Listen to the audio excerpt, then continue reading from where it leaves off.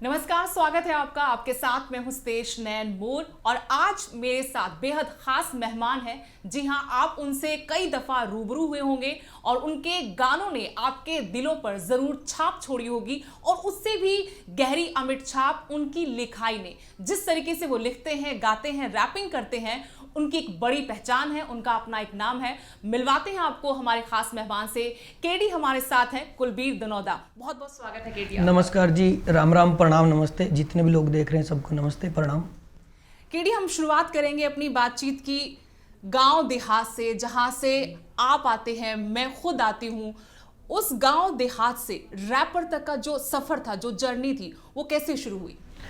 Wrapper का तो शुरू में कोई प्लान नहीं था मेरा ऐसा। शुरुआत में मैं राइटर था, मैं लिखता था गाने।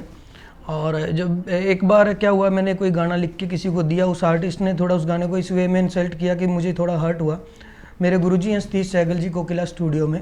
मैंने उनको जाके बताया कि ऐसे ऐसे गाना दिया था उनको और उन्होंने मना कर दिया गाने से। तो गुरुजी बोले कब तक लिखता रहेगा औरों के लिए, कभी खुद गा ले। और तब दौर भी ऐसा था लिखने वाले की इतनी वैल्यू नहीं थी। फिर मैंने गाना शुरू कर दिया। गाने के बाद धीरे धीरे रैप की तरफ गया। तो रैप हरियाणा के लिए थोड़ा एकदम से नई चीज़ थी, तो सबने बहुत प्यार दिया और वो एक बड़ा कारण बनी कि आज आप इतने पॉपुलर हैं। लेकिन रागनी गाई, रागनी से रैपिंग कितना मुश्किल था और कितना डर था कि मैं एक इस इमेज से, जहां पर रागनी बहुत पॉपुलर हरियाणा में रही, हमने बचपन से सुना, अब तो वो कल्चर बहुत कम रह गया, लेकिन बहुत हमने देखा कि रागनी को लोग किस तरीके से पसंद करते हैं। लेकिन एक एडवांटेज ये थी आपके सामने कि रागनी यूथ में उतनी पॉपुलर नहीं रही थी। जी नहीं, ऐसा नहीं है। रागनी यूथ में भी पॉपुलर रही और बड़ों में भी। बहुत सारी रागनी ऐसी है जो आज भी यूथ सुनता है और मैं चाहता हूँ कि हमेशा यूथ रागनी सुनता रहे। रागनी में बहुत बड़े मैसेज भी होते हैं और एक अपना कल्चर भी है जो कभी ख़त्म नहीं होना चाहिए। कोई भी नहीं चाहता कि उनका कल्चर कभी ख़त्म हो, तो रागनी रहनी चाहिए। आज भी बहुत सारे आर्टिस्ट, मैं भी और भी कई कलाकार हैं जो रागनी का फ्लेवर लेके इन गानों को एक नए अंदाज में लेके आते हैं, जिसमें रागनी का टच भी आता है, वो आना चाहिए। और रैपिंग का जहाँ तक मैं बताऊँ कि जब शुरुआत की उस टाइम यूँ लगता था कि रैप चलेगा या नहीं चलेगा। उस टाइम फोक गानों का दौर था, मतलब फोक गानों को नई बीट पे लेके आने का। बहुत लोगों ने कहा कि रैपिंग के अलावा तो ये ट्राई कर ले, फोक को ट्राई कर। बट मेरा ये था कि मैंने कुछ अलग करना है। वो आज नहीं तो कल चलेगा, कल नहीं तो परसों, और सच में उसका रिजल्ट मेरे को मिला। लेकिन कोई रैप आप हमारे दर्शकों तक सुनाएंगे, पहुंचाएंगे, जो आपके दिल के बहुत करीब हो अभी भी? एक गाना है मेरा और राजू पंजाबी जी का, देसी देसी ना बोले अगर छोरी रहे। ये मेरा भी फेवरेट है। Thank you, thank you.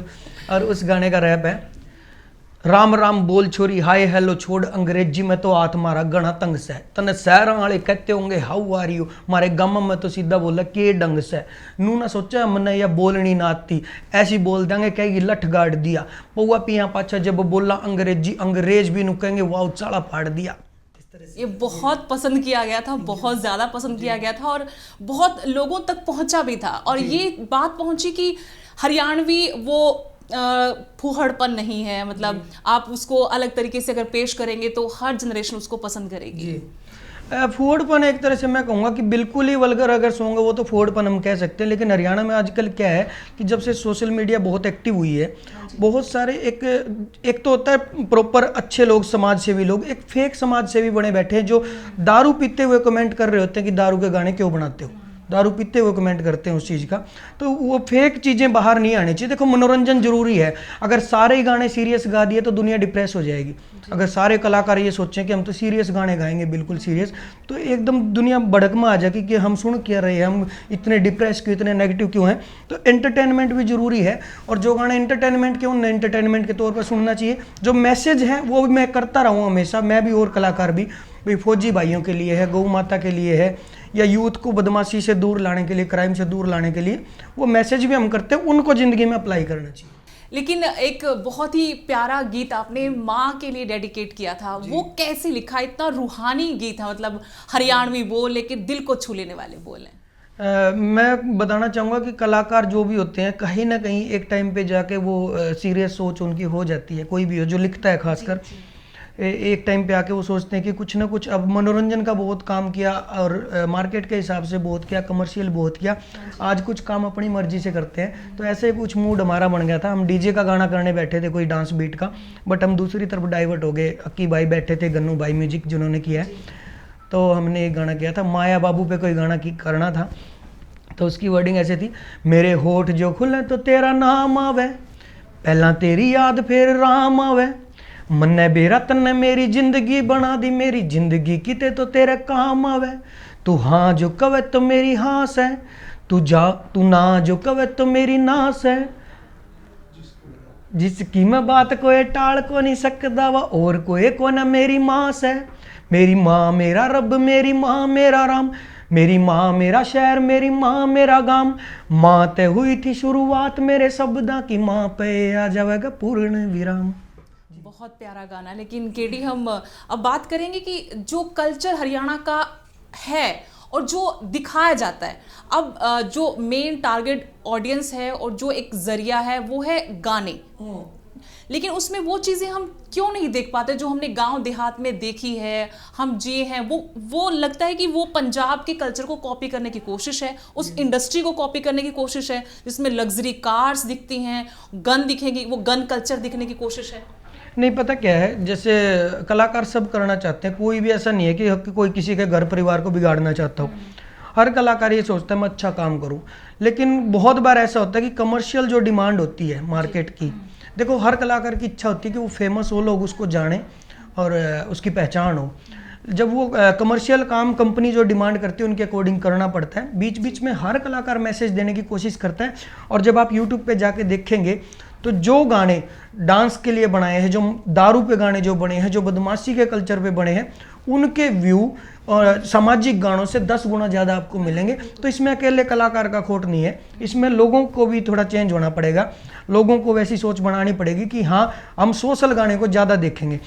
जिस दिन कोई सोशल गाना हरियाणा का हो या किसी भी स्टेट का हो, अगर 1 बिलियन पे कोई गाना पहुंच गया, अगर इतने सारे व्यूज़ पे आ गए, तो एक बहुत बड़ा मैसेज अपने आप चला जाएगा कि हाँ इन गानों के सुनने वाले हैं, और इन गानों को फिर कलाकार करने भी लगेंगे।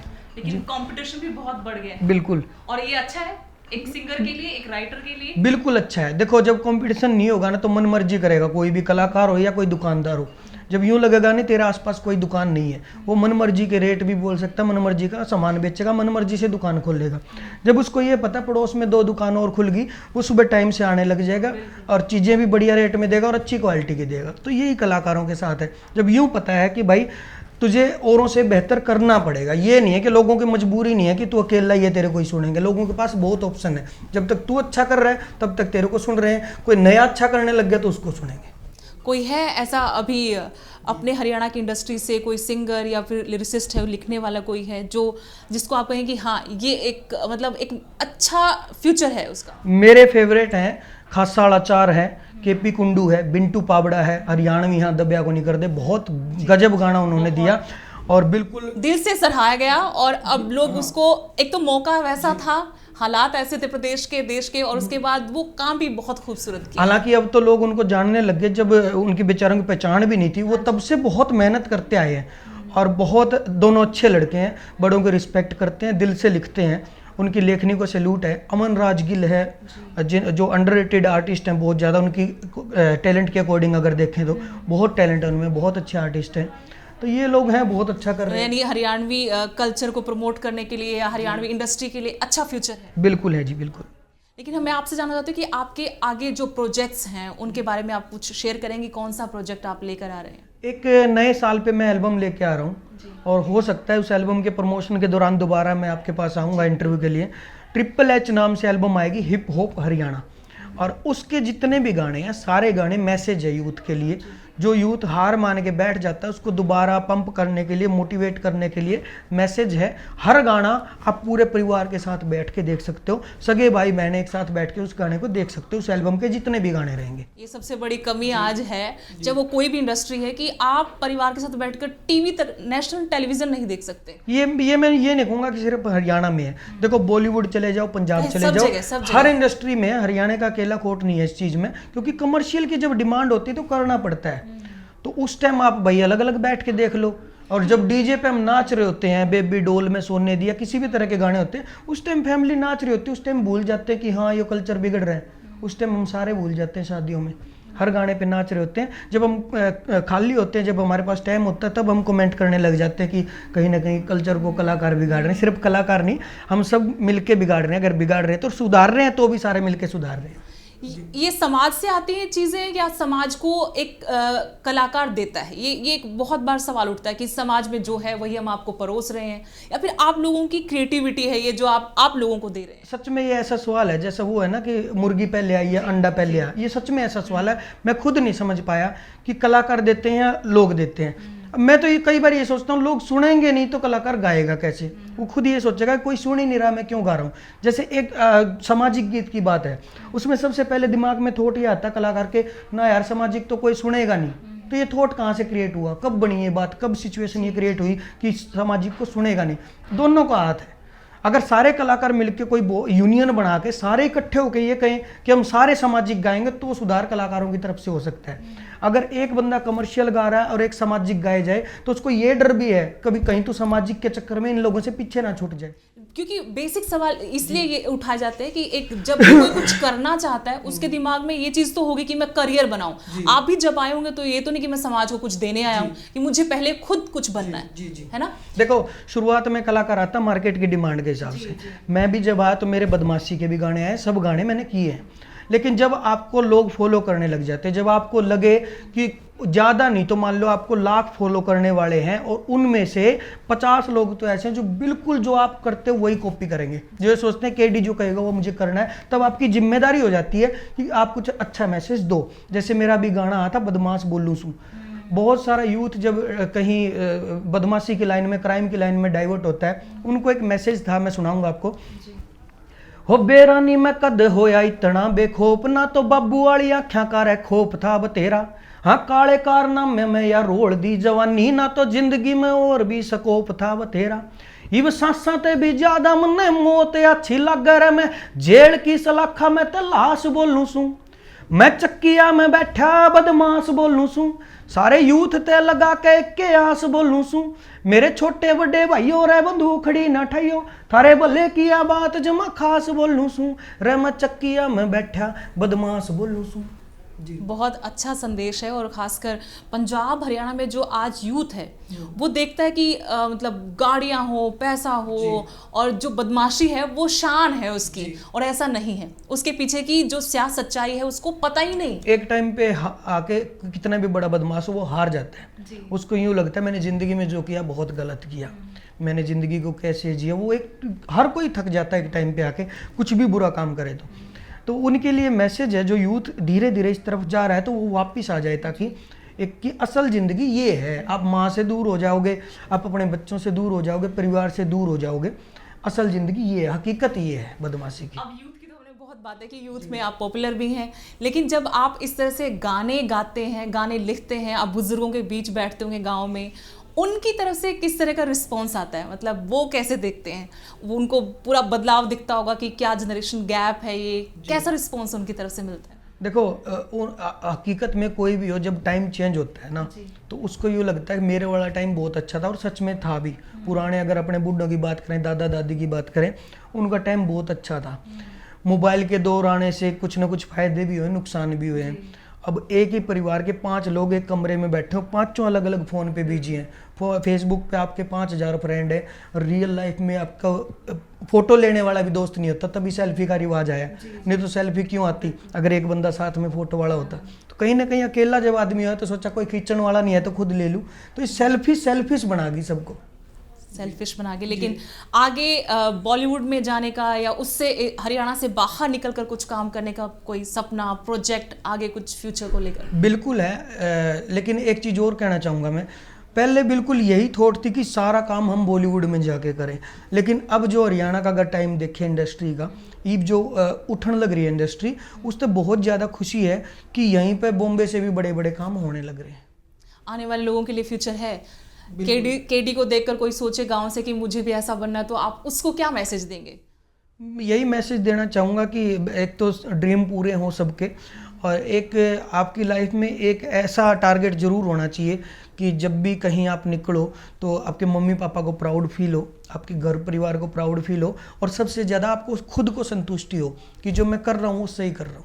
अपनी मन मर्जी का काम मैं यूथ पेरेंट्स से भी अपील करता हूँ, अगर आपका बेटा बुरे काम को छोड़ के कोई भी अच्छा काम किसी भी तरह का किसी फील्ड में करना चाहता है उसको सपोर्ट करो। चाहे वो कलाकार बनना चाहता है, चाहे कोई वो बिजनेस करना चाहता है, उसको सपोर्ट करो, खुल के एक बार उसको जीने दो। जब मन मर्जी का काम करेगा पूरी जिंदगी सेटिस्फाई रहेगा। लेकिन केडी, आप खुद बताएं कि जब आपने ये राह चुनी थी, हालांकि आप लिखते थे स्टार्टिंग में ना, तो आपको सपोर्ट मिला था? हाँ, पापा की तरफ से सपोर्ट था, बाकी तो कम था। पापा सपोर्ट करते थे, बाकी फैमिली में यूँ कहते थे यो के काम पकड़ लिया, अपना तो जमाने अच्छा लग हाँ रहा है। भाई यो काम तो बहुत गलत पकड़ लिया, कोई जॉब कर ले। मेरे को एडमिशन करवा दिया ज़बरदस्ती, सिविल इंजीनियर का डिप्लोमा करने मेरे को भेज दिया, 3 साल में वहाँ रहा। हालांकि मेरी इच्छा थी कोई म्यूजिक लाइन का कोर्स करूं, लेकिन जो फैमिली प्रेशर थोड़ा बहुत रहता है कि भाई नहीं ये नहीं तू ये कर ले, क्योंकि उनकी वो अपनी जगह ठीक है। कोई भी माँ बाप ये सोचता है कि भाई जॉब लग जाएगा तो भविष्य सेफ है, उनको नहीं आइडिया कि इस फील्ड में इसका नाम हो जाएगा। किसी को आइडिया नहीं होता, एक लक होता है, एक भगवान का साथ और लोगों का साथ होता है। उसके बाद उनको भी लगा कि हाँ जिस फील्ड में बेटा गया ठीक गया। लेकिन कब लगा होगा आपको कि कब लगा कि मैं इस चीज़ के लिए बनाऊं, मैं लिख अच्छा सकता हूं, मैं ये कर सकता हूं? मैं वैसे लिखने लग गया था क्लास 5वीं 6वीं से मैं शुरू हो गया था लिखना। उस समय मैंने एक रागनी लिखी थी, जब क्लास खाली होती थी तब लिखने बैठ जाता था। और गांव में आपको पता है, आप भी बिल्कुल मेरे पड़ोसी गांव तो हो, तो आपने पता है कि बाल सभा का रिवाज होता है शनिवार के दिन, उनमें मैं भाग लिया करता। और आसपास स्कूल में कोई फंक्शन होता, आपके गांव में भी मैं प्रोग्राम करने गया हूँ, लितानी, सैंथली, भिखेवाड़ा, आसपास के जो गांव है मैं जाता था। और किसी ने भी सोचा हो कि वो गांव का छोटा सा बच्चा आज इतना बड़ा स्टार होगा? नहीं, बड़े स्टार तो खैर अभी नहीं बने। बड़े स्टार तो मैं कहता हूँ वो लोग हैं जो महानगरी में बैठे हैं या उनसे भी ऊपर जो बैठे हैं। हम भाई इतना ठीक है कि 4 लोग जाने लग गए और जो काम कर रहे हैं उससे संतुष्टि है कि यही करना था हमें। भगवान ने ऐसा काम दिया कि जो हमारी मर्जी थी वो काम कर रहे हैं, ना किसी का प्रेशर है कि सुबह 9 बजे उठ के ऑफिस जाना, शाम को 5 बजे आना। भाई जब जी करो उस टाइम शूटिंग कर ला, जी करो उस टाइम रिकॉर्डिंग कर ला। और लोगों का जैसा आदेश होता है, कमेंट में पढ़ा करूँ खूब, जो गानों के कमेंट होते हैं, लोगों का आदेश किसा हुआ कि गाना क्या सुनना चाह रहे हैं, क्या देखना चाह रहे हैं, उस अकॉर्डिंग गाने कर रहे हैं। इसमें एक प्रेशर भी रहता होगा, जब 4 लोगों में आपकी पहचान होती है तो एक सोशल रिस्पॉन्सिबिलिटी भी कि मैं कुछ ऐसा ना कर दूं कि समाज में या मेरे फैंस में गलत मैसेज आए। हाँ, अब रहता है, जब इतना टाइम हो गया इस फील्ड में, अब जैसे मेरे को 10 साल के करीब हो गए। शुरुआत में यूँ था कि ठीक है, एक जो बच्चा बुद्धि भी मान लो कि जो मन मर्जी है वो करूँगा। अब थोड़ा ये रहता है कि मेरे को सुनने वाला कहीं बड़ा बुजुर्ग भी बैठा हो सकता है, कहीं छोटा सा बच्चा भी हो सकता है, और हो सकता है किसी घर परिवार में माँ बाप खुद कहते हो कि केडी का ये गाना सुन, तो तब मेरे को यूँ हो जाता है कि सबकी जिम्मेदारी देख के एंटरटेनमेंट भी हो जाए और बीच में मैसेज भी चला जाए। इस तरह का मैं काम करता रहता हूँ। लेकिन अभी तक ऐसा कोई काम जो आपके दिल में हो लेकिन कर ना पाए हो, उस तरह का कुछ लिखना रहता हो कि मैं इस टॉपिक पे इस बात पर लिखूं और ऐसा लिखूं कि लोग पसंद करें? एक वेब सीरीज है, उसको मैं स्टोरी तो रिवील नहीं कर सकता, वो मेरा ड्रीम प्रोजेक्ट है और उसको मैं पूरा करना चाहता हूँ। और मेरे को खुद इतनी पता नहीं अंदर से वाइब आ रही है कि जब वो चीज़ आ जाएगी बहुत सारे यूथ को वो चेंज करेगी, मोटिवेट भी करेगी और बहुत सारे यूथ को एक अच्छी दिशा में लेके जाओगी। अच्छा, वो आपको करना है? जी, वो मैं स्टोरी में रिवील नहीं कर सकता। ठीक है, लेकिन 2 चीज़ें हैं, एक तो आप लिखते हैं, एक आप गाने भी लगे हैं, हालांकि पहले गाते हैं, रैपिंग करते हैं सिर्फ, तो इन दोनों में मुश्किल कौन सा लगता है आपको और अच्छा मतलब सबसे आपके पसंद का काम? एक्चुअली मैं पहले गाने लगा था, रैपिंग बाद में करने लगा था। पहले लिखता था, फिर गाने लगा, फिर रैपिंग करने लगा साथ साथ, और तीनों चीज़ मैं करता आ रहा हूँ काफ़ी टाइम से। मुश्किल तो वो लगा जो जब गाने का कोई गाना फ्लॉप हो जाता है ना, उसके बाद क्या करना है तब थोड़ा मुश्किल लगा। वैसे लिखते टाइम कोई मुश्किल नहीं लगा। एक जब सोशल मैसेज होता है, जैसे फौजियाँ का तंबू है या फिर गौ माता का गाना है या कोई भी है, बदमाश बोल लूँ, जब आप सोशल लिखने बैठते हो तब जिम्मेदारी होती है, तब एक एक वर्ड नू सोचना पड़े कि कोई भी बात ऐसी गलत ना हो जाए जो पूरे गाने को खराब कर दे। बाकी एंटरटेनमेंट के गाने में बहुत ज़्यादा सोचना नहीं पड़ता। लेकिन हरियाणवी इंडस्ट्री में एक चीज़ और देखी कि टाँग खिंचाई भी बहुत है हर जगह। आपस में सोशल मीडिया को जरिया बनाकर लोग एक दूसरे के पीछे पड़ रहते हैं, कंट्रोवर्सीज भी बहुत होती हैं। वो सिर्फ हरियाणवी में नहीं है, देखो आपका धरातल हरियाणा से, आप हरियाणा के गांव से जुड़े हुए, इसलिए आपको हरियाणा के कलाकारों की हलचल पता चलती है। जो लोग पंजाब में बैठे हैं उनको पंजाब की पता चलती है। आप तो खैर मीडिया से हो, हर जगह की पता है, तो हर इंडस्ट्री में है ये चीज़। और ये सिर्फ इसमें नहीं, आपके चैनल वाले भी आपस में लड़ते रहते हैं, ये हर फील्ड में इंसानी फितरत है मतलब, है ना। लेकिन मैं आखिर में आपसे सवाल पूछना चाहती हूँ कि कोई संदेश आप देना चाहते हैं, या फिर हरियाणवी जो कलाकार आप जैसा बनना चाहते हैं, उससे वो ऊपर जाने की सोच रखते हैं, क्या चीज़ है जिससे ना सिर्फ कलाकार का फायदा हो, बल्कि हमारा हरियाणा जो असल में हरियाणा है, जो उसकी आत्मा है, वो हरियाणा से बाहर दुनिया तक पहुंचे। जो मुझे लगता है कि अभी वो पहचान नहीं है हरियाणा की, जो हमने देखा, जो हरियाणा है असल में। जी जी। संदेश तो नहीं, एक अपील ही करना चाहूँगा मैं, मेरी एज हुई नहीं संदेश देने की, बस यही अपील है कि भाई जो भी कलाकार जो काम कर रहे हैं, आप करो, एंटरटेनमेंट के गाने करो, खूब करो, लेकिन जिस कलाकार की फ़ैन फॉलोइंग है, जिसको यूथ सुनता है, 5 गाने एंटरटेनमेंट के करके एक मैसेज का भी कर लिया करो। और हरियाणा का कल्चर मैं तो मानता हूँ कि अभी धीरे धीरे दिखने लगा है, कलाकार काम भी कर रहे हैं, जैसे रागणियों को रीमेक वर्जन में लेके आ रहे हैं पुराने कल्चर। देखो एक चीज़ बहुत लंबी नहीं चल सकती, चाहे कुछ भी हो, कल्चर चेंज होगा, चाहे हमारे ड्रेस कोड हो गया, चाहे हमारे बच्चों की पढ़ाई होगी, चाहे हमारे बच्चों का कम्युनिकेशन होगा, वो चेंज तो होएगी टाइम टू टाइम, भाई एक पीढ़ी के बाद चेंज हो जाएगी, लेकिन उसको जिंदा रखने की पहल करते रहना चाहिए, उसकी एक्टिविटी करते रहना चाहिए, हर कलाकार को भी और हर घर परिवार को भी। एक सवाल और मैं पूछ लूँ, वो रह ना जाए, MDKD ये साथ साथ चलता था जी, ये कैसे अलग कैसे हो गया? मतलब अलग होने में दोनों की थोड़ी थोड़ी गलती रही, कुछ उनकी रही, कुछ मेरी रही। और अलग का ऐसा है जी, एक टाइम पे आके सगे भाई भी हो जाते हैं अलग, जब घर परिवार में आप देखते हो। तो हम तो दोस्त थे और 10 साल हमने काम किया, लेकिन यहाँ परिवारों के दिल नहीं टूटे, बहुत सारे लोगों के दिल टूटे। एक टाइम घड़ी होती है जी, वो तो फिक्स होता है। कई बार कहते हैं बड़े बूढ़े भाई भगवान ने लिखा हुआ है कब क्या करना है, तो हमने बहुत अच्छा साथ में काम भी किया और MD भाई ने हमेशा सपोर्ट किया, बढ़िया अच्छे तरीके से सपोर्ट किया, हमेशा बड़े भाई की तरह उन्होंने प्यार दिया।